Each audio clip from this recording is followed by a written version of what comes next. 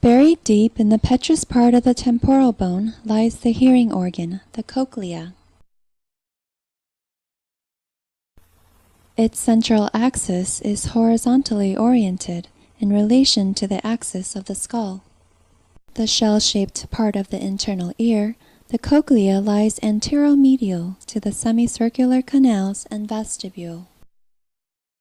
About 35 millimeters in length when straightened, the human cochlea spirals 2.5 times around its central bony modulus, starting with a wide basal coil and tapering to a tighter apical coil.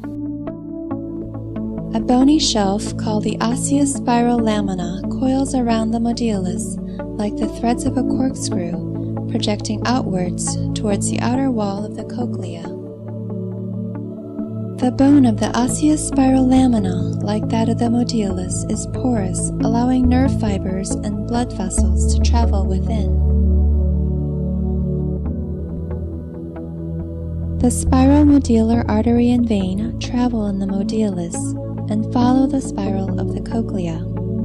Arterioles branch off from the spiral modular artery, forming capillary beds in the osseous spiral lamina. Radiating arterioles extend laterally within the bony partition to form a capillary bed in the lateral wall of the cochlea. Radiating venules, which empty into the spiral modular vein, drain these capillary beds.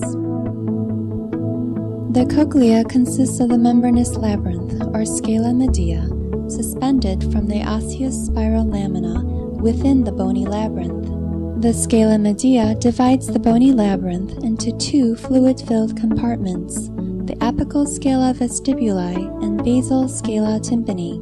The scala media contains the organ of Corti, which is responsible for transmitting sound impulses to fibers of the cochlear nerve. Enclosing its own unique fluid called endolymph, the scala media consists of a roof called Reisner's membrane, a lateral wall, and a floor called the basilar membrane. The basilar membrane supports the sensory structure of the cochlea, the organ of Corti, which consists of sensory cells, support cells, and the gelatinous tectorial membrane.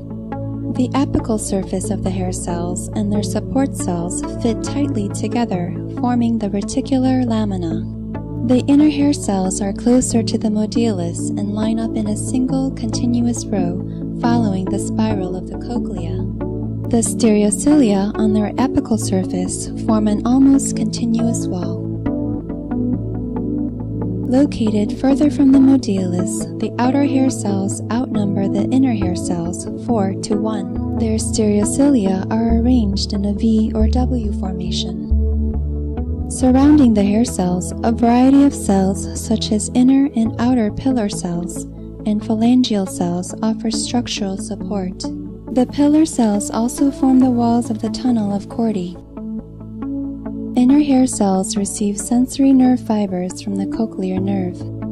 Some sensory nerve fibers cross the floor of the tunnel of Corti and contact 6 to 100 outer hair cells, usually in the same row. However, outer hair cells primarily receive motor nerve fibers which cross the tunnel of Corti at mid-level and synapse with the base of an outer hair cell. This arrangement of the components of the organ of Corti changes from the base of the cochlea to the apex. At the base of the cochlea, where higher frequencies of sound are sensed, there are 3 rows of outer hair cells. This increases to 4 or 5 rows at the apex, where lower frequencies are sensed. Cell and stereocilia length also increases at the apex, causing a more severe angle in the apical surface of the organ of Corti.